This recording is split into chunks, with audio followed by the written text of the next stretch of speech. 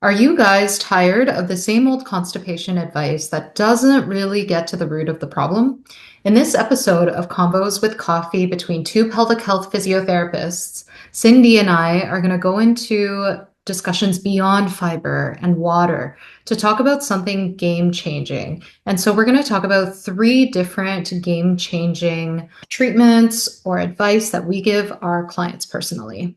We hope you guys enjoy this episode. So the first strategy that we wanted to talk to you guys about is the use of squatty potty.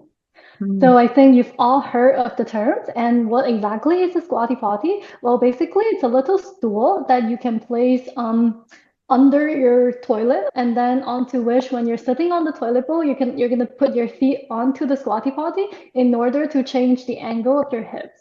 So as we all know, as pelvic health physios, when the hips are bent beyond 90 degrees, it actually helps the puborectalis muscles relax better, which Agree. decreases. So before it was more bent like this, and when the hips are beyond 90 degrees, it decreases the angle, the anorectal angle, which allows the stools to fall down towards the exit a little easier. Yeah. This one is like, would you say, Cindy, this is like your number one thing to give to clients if they don't have one and they're dealing with things like constipation or just like incomplete evacuation? Um, Or if they tell me that they're pushing a lot to go to the yeah, washroom, I feel like having a yes, squatty potty really makes a big difference. totally. Yeah. Do you also ask your clients if they like make one themselves? Like suggest that Yeah, they make one instead of buying one? Because I think what it's yeah. 30, $40 of an For the investment. actual Squatty Potty product. Yeah, But yeah, you can often just like make your own Squatty Potty by using like totally. any shoe Yeah. boxes that you don't need at Yeah. home, or if you have a small stool that you use to like climb up to get things in your Yeah. closet or anything, you can also definitely just use that under your feet to like prop your legs up a little more. Yeah. Yeah, really great advice. I find my clients though with the IKEA stools, it depends on which one. Sometimes it can be so thin that they're placing their feet like knees together. So there is still an element of like being comfortable with your maybe your knees slightly apart, maybe it's two stools next to you. And yeah, making sure you're still comfortable because you can definitely overshoot it if you're like Hmm. leaning back into the toilet bowl. Um, but yeah, knees above hips for sure, creating that more vertical rectum presentation or easier to pass stools is honestly game changing. And like Yes, personal use of it too. Game changing. Game changing. Okay, me too as really good. well. TMI, but works really, really well. Um, Anything else you want to mention about the squatty potty? I feel like a good number of my clients lately, like this is right now, we're filming this in 2025. A lot of people know about it. So when I ask them in the subjective interview, do you have a squatty potty? Like a lot of people know what that is, and they'll either say, I know what that is, I don't have one, or I know what that is, and yes, I already use one. So, I think what I've heard from my patient is that some of them will tell me that also like I've heard of that, and then they're like, I'll just like put my toes up. So instead of having something under their feet, they oh, decide to like just like use their toes to use like your kind of lift their like knees What are higher. your But thoughts I on that? honestly, Yeah. yeah, honestly don't feel like that works the same Yeah, way as the squatty potty. I agree. I agree. I kind of like uh, discourage clients from like just doing that as an option. Yeah, because Because I feel like that is like too much effort. Depending also on how tall the person is, I feel like some people might not might like I feel like it oh might yeah, work well with some people with like super long legs. I feel like they're probably fair, already in that like fair. right angle, like just having their toes Yeah, and up a just little having bit the sitting on last the bit. toilet bowl. But I'm not a tall person. And then even if I have my like Yeah. feet up on my toes, I still feel like that's like so much effort for me to like try to hold that position and not like allowing my body to relax to pass through. Absolutely. I think that's the bigger issue is like you're playing around with like now your balance And what we need to stabilize our balance is back to the pelvic floor and the core. So it's like if you try it right now, I've been doing it here as I'm sitting. If you bring your heels up, it's really hard to actually disengage your pelvic floor. Like I could do it, but it's kind of not the same as if you're planted and super comfortable. Yeah. So yeah, definitely don't want to encourage engagement during that evacuation process. So Hmm. yeah, I mean, it's $40. It's a lifetime investment. It's not pretty necessarily like the plastic one, but there's so many companies that have made dupes of it that you can get like a nice bamboo one or a nice one that like matches the decor of your bathroom at this point. It's pretty streamlined.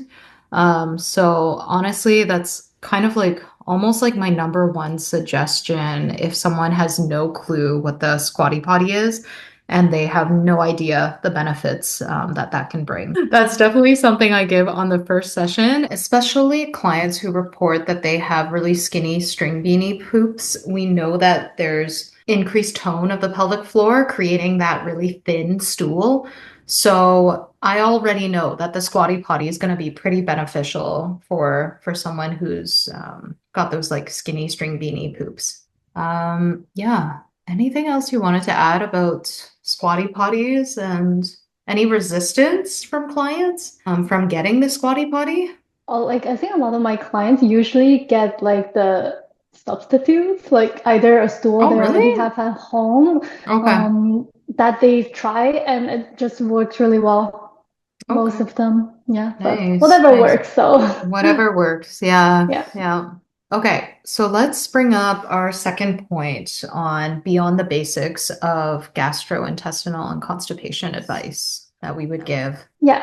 So the second advice or strategy that we use in our sessions with clients dealing with constipation or GI problem is really working at the hips. Because remember, the hips are really, really interconnected with our pelvic floor muscles. Mhm. Therefore, if any tension is persisting in the hip area, it will Yeah. also not allow the pelvic floor muscles to relax properly, to lengthen the way it should. So it's really important to check whether the hips are moving in an optimal way and if we have enough flexibility in that area. 100%. I think this one's like missed a lot because I mean the generic advice is really sleep, movement, water, fiber. Am I missing any? Um, from doctors at least, right? Hmm. Medication, I guess, medication. That could Oh, include that's a big increase of one, actually. fiber. Yeah, medication. Right, laxatives, stool softeners. I think that's it. Like if extreme enemas. But yeah. So aside from that, not like your first thought as a person who's experiencing constipation is not to go and do like hip mobility stretches or hip mobility sequencing, or that's certainly not a first thought my brain goes to if I wasn't a pelvic floor physio. But I think as pelvic floor physios, we understand that interconnection between like the fascial connection of like hips weaving into pelvic floor, hip flexors, involvement, or glutes, adductors, right? And thinking about the deep front line of what's the next structure after your pelvic floor is your adductor for those fascial trains. If you guys have studied your fascial trains, yeah. So, what are some of your favorite ways to manage hip tension in that case, or like hip mobility that you give your clients? Do you have any like favorites? Because mine are probably all, not all, but a lot of them are foam roller related ones. Like I freaking Nice. love the foam roller. I think that's Oh, great. Well, obviously, it depends on each client, right? With the yeah, evaluation, you want to see which area are actually the most like problematic, most tense area, and then yeah, depending on that, you're gonna give the right true, exercises. But true. yeah, foam rolling is definitely great, but not a lot of my clients have foam rollers though. Oh, So true. yeah, that's That's why I will true. always Yeah. start with like just like the general stretching. So it could Mm, be like the butterfly position for the adductors. It could be like the down on the knees for the psoas. And then any figure Proposal four for stretch? the, yeah, any Mm, figure four stretching for like piriformis or even like the crossover for the glute, things like that. So I okay, think I okay. pretty much go with like the general stretching. I think one I really like Okay. is called like the shin box, where you like sit and then you Shin have like, box. so yeah, you're sitting with your knees bent and then feet like on the ground, and then you try to drop your knees like to 90 degree angle, but one in Oh, internal rotation, the other one in external. is And this then you like go over hip the other one. cars in Uh, sitting, in long and sitting on sitting the with ground. your, yes, yes, Yeah, yes. Okay, yeah, I think yeah, yeah. I'm not sure if there's I've, another name for that, but yeah. I think okay. that's also a good like hip opener for the internal external rotator. So I find though, like for that specific exercise, you need a baseline of fairly flexible hamstrings. Um, maybe and even hip fairly flex flexors. Yeah, fairly Yeah. flexible hips in general to be able to do that one. Yeah, if your Especially spine if you looks like have, a C shape. Yeah, go ahead. I feel like if the person has a lot of like TFL tension, that one is really hard. Oh, Yeah. Or like yeah. even the deep external rotator tensions, that one can be like pretty hard as Mm, well. So it's a good challenge. yes. Yeah, that one's really tough. Um, but can be improved. I've definitely had I'm thinking back to my ortho days, some guys who, when we started out doing those, I call them hip cars, they were not able to do it without like a huge lumbar C shape. And then Uh, very diligent practice, and a few weeks later, they're like upright and doing it. So it's, yeah, yeah, you can see improvement relatively quickly, relatively quickly.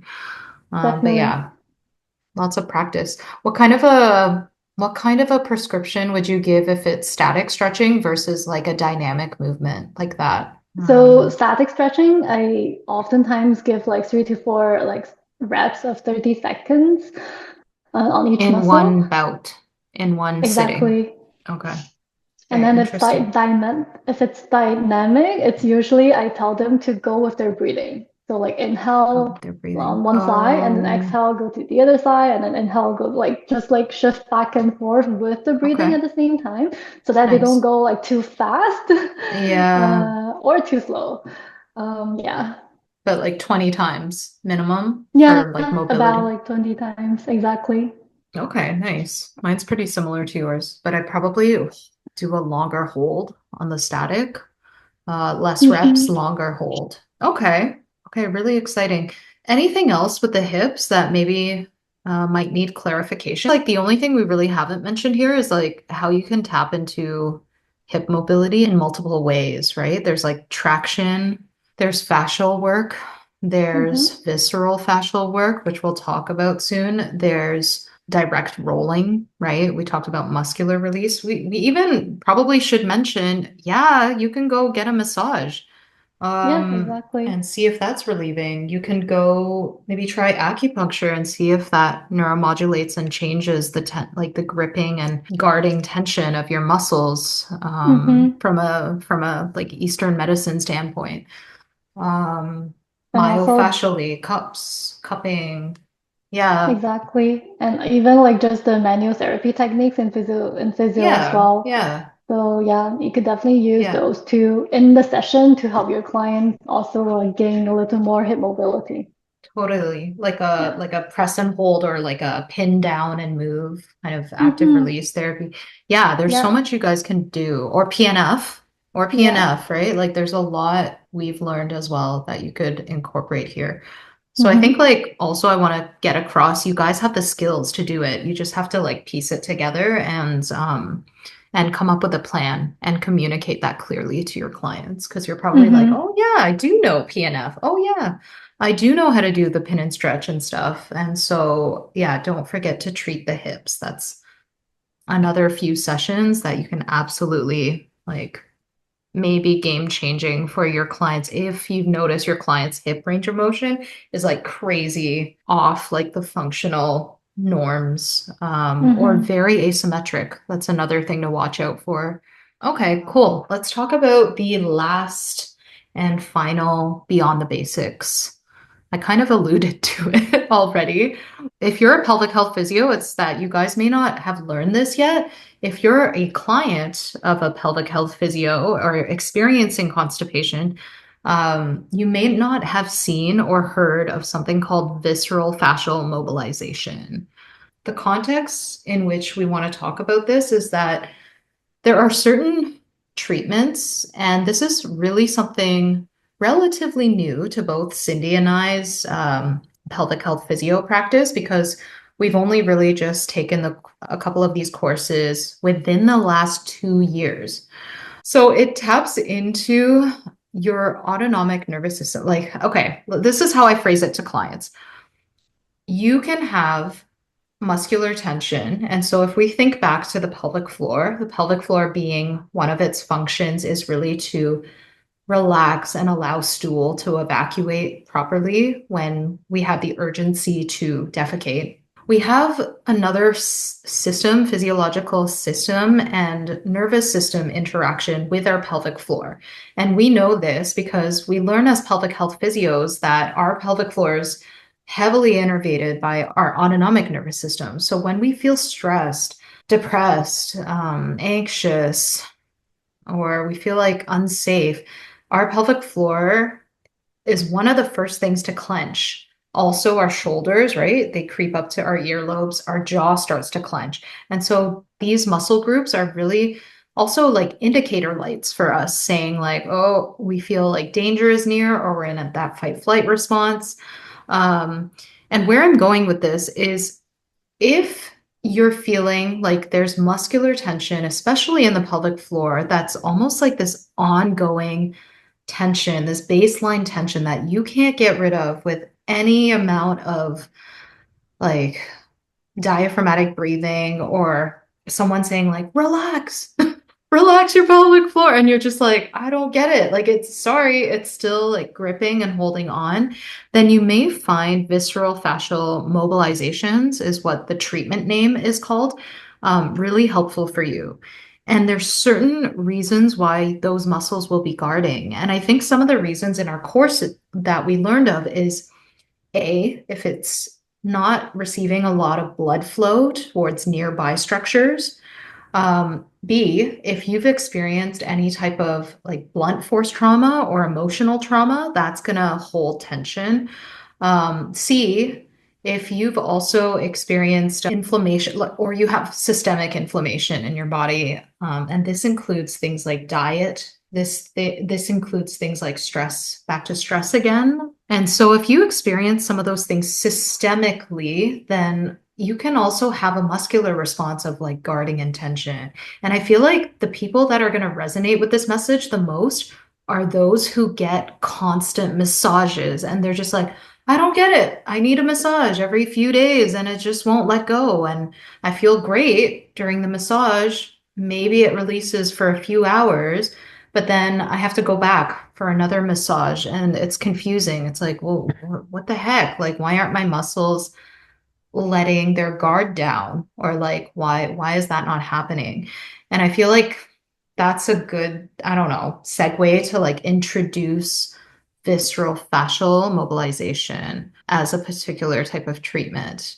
Any things I've missed? Anything like any other way to explain this? Because I feel like this is kind of a hard concept to explain because there's so many like nerve players as well and like ligaments we can specifically talk about that attach near your hip flexors or attach towards the pelvic floor, like pelvic organs that would, if they're inflamed, if your bladder's unhappy, if your rectum's unhappy, it's really going to like increase tone of the organ itself, but the neighboring structures as well. And maybe I think it's also like, I guess why we're working on this is that, as Jane has mentioned, if you have experienced any of the previous traumas that like causes like increased muscle tension, like increased general muscle tension in your body, it also affects your digestive system just because Oh, everything is yeah. connected by the fascia. Right? So the fascia Mm. like connects your muscles to the organ, and there's like so much nerve, as Jane has mentioned, going on. Yeah, it will just like limit a little bit the motility of our Mm, bowels, totally. which will Yeah. like affect how well we can digest and like what kind of stools we will produce. Absolutely. Absolutely. Like, yeah, it can absolutely impact the guarding of like your gut lining of, yeah, that peristaltic wave-like motion to get the bolus of food through your all your GI tract, the whole thing actually. Because I'm sure everyone here has probably had an episode of like extreme stress, like studying for a very important exam, job interview stress, and they felt like their digestive system being stuck, like stuck here, stuck at the stomach, stuck, like stuck at the very end. Like there's a, you know, that like I feel like people can resonate with that feeling of like, I don't even think my digestion's working right now. Like I'm so Yeah. like focused on like bringing blood flow everywhere else except there. And Yeah, that's a great point.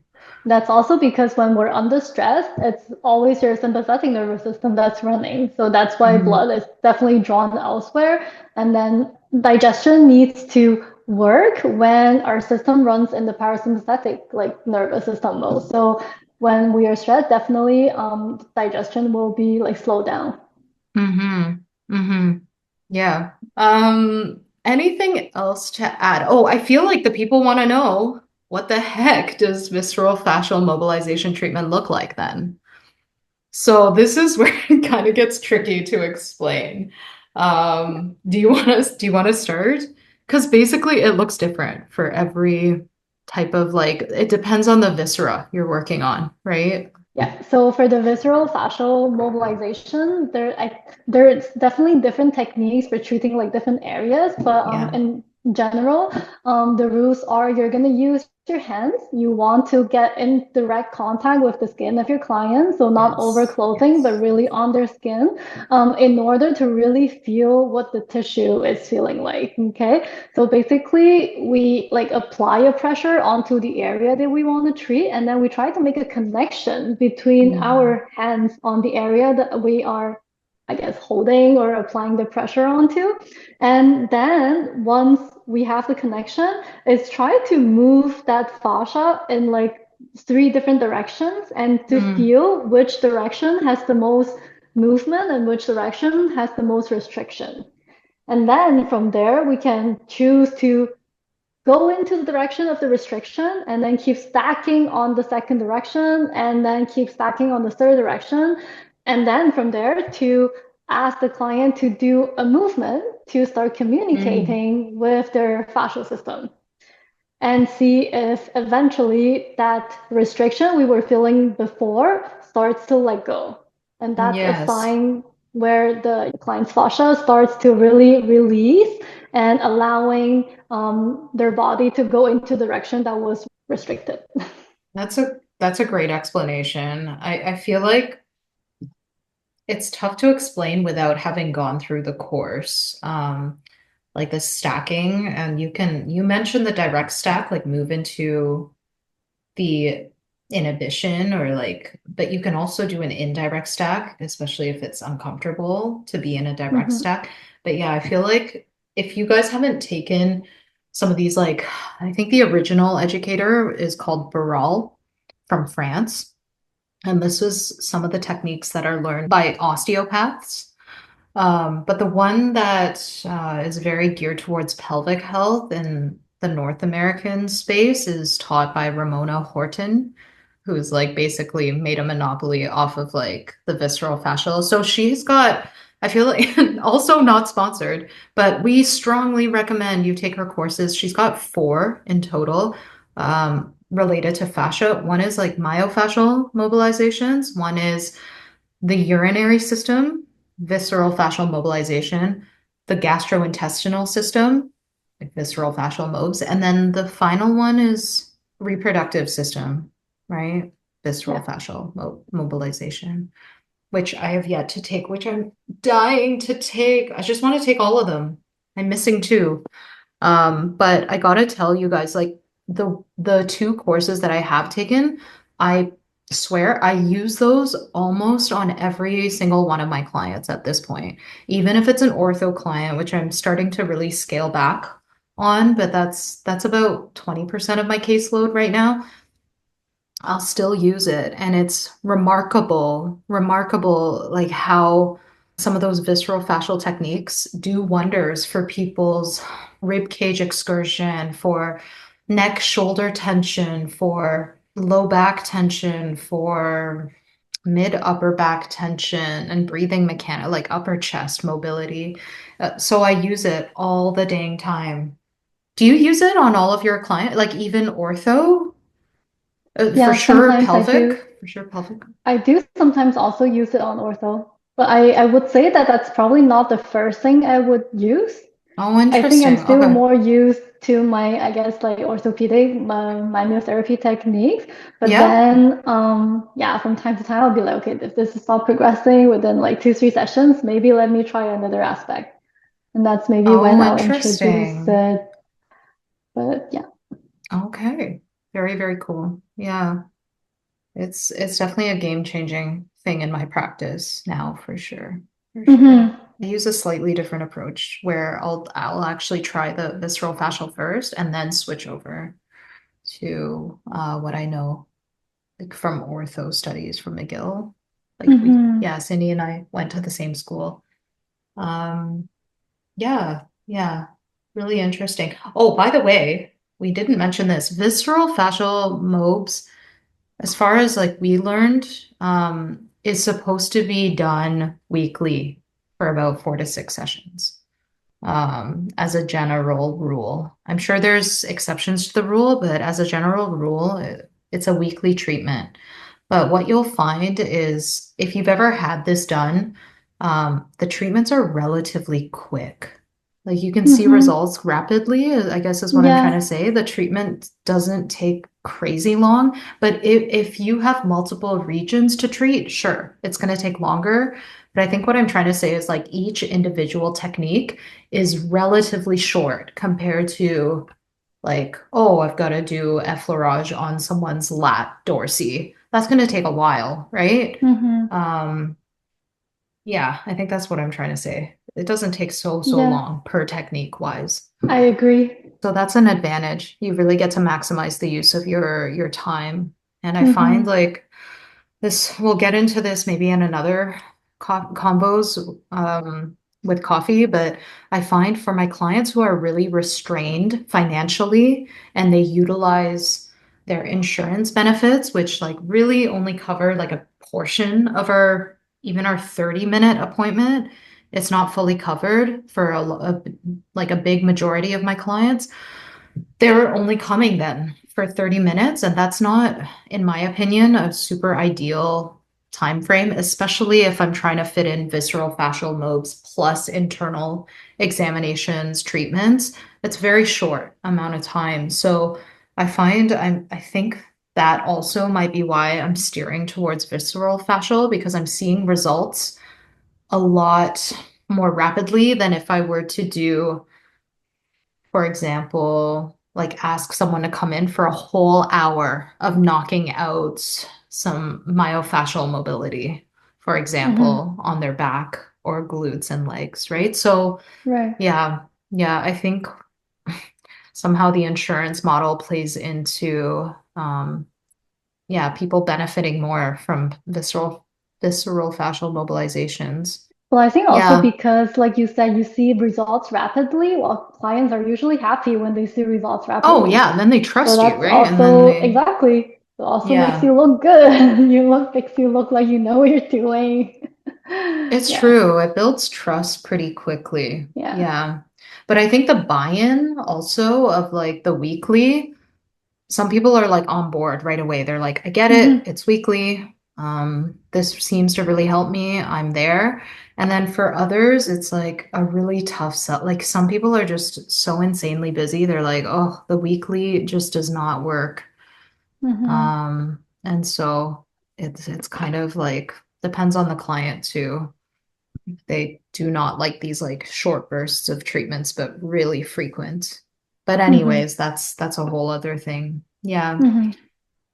If you Sure, go guys ahead. haven't seen, well, the thing is, okay, here's the thing, because you also just explained the visceral fascial mob as like an external hand needs to treat, but there are Mm-hmm. like very minimal techniques where you can actually self-perform some of these techniques Mm-hmm. to down regulating the nervous system to help with that visceral fascial restriction and Mm-hmm. movement. And so things like pyloric induction, there's a technique for the ileocecal valve that you can do. That one I actually didn't show in the video, but if you guys check out Pelvicpro, the handle's at Pelvicpro, on Instagram or on TikTok, you guys can find some of these techniques in our history.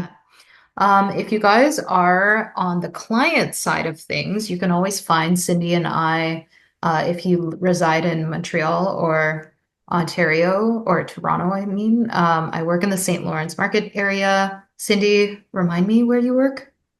I'm in A Vaudreuil small town. Dorion. Okay. I can't say It's I okay. can't say that. Okay, I will butcher it if I say that. But yeah, you can always find us at our own practice if you'd like. If you want to work with us kind of like at a smaller price point and get more generalized information, we really recommend the Uncomplicate Constipation. That's a free PDF that's up on our Instagram link in bio. You can also find it in our website, www at Pelvicpro. Oh, sorry, at Pelvicpro. www.pelvicpro.ca. You'll be able to find that resource, and that might lead you into our video library as well for constipation and a lot of other gastrointestinal issues. So you guys can check those out as well. Those are, yeah, lower price points, lots of great information we would give our clients anyway. But yeah, definitely a bit more generalized. So you won't get that individualized touch or explanation for your specific case. But we get it. Sometimes you don't have the like greatest insurance. So you got to do what you got to do. I really feel like our bowel movement library is really well made. I feel like we really put in a lot of exercises that people can perform at home in order Yeah. to like try to like help with the motility of digestion, how to evacuate their stools effectively. So yeah, there's a lot of information in that bowel movement library. Library, yeah, totally. It's not just like a yoga-based, movement-based library, it's also education as well. Mhm. Yeah, education on how to better toilet, what's the best positions, how to better evacuate. So it's a bit of like, yeah, stuff we've learned certainly in pelvic health education over the years, as well as some yoga-based movements for motility and the better evacuation.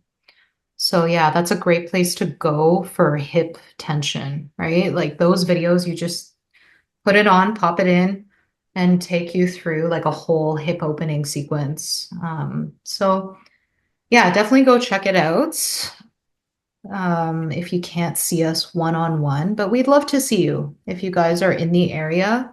Or if you guys are actually looking for mentorship, I'm offering a small group mentorship program this year. And so, how I'd like you to reach me is best through pelvicprophysio@gmail.com for if you have any interest, and I'll let you know when that is and if there's a maximum already capacity of the group.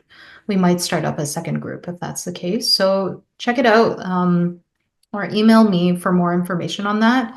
And you'll also find more information on the website. I will put something up that will mention more info about the group mentorship.